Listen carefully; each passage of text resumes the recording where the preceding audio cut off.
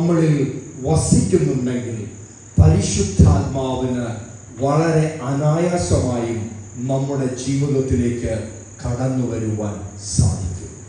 Praise the Lord. സഭ രൂപം കൊണ്ടത്, തിരുസഭ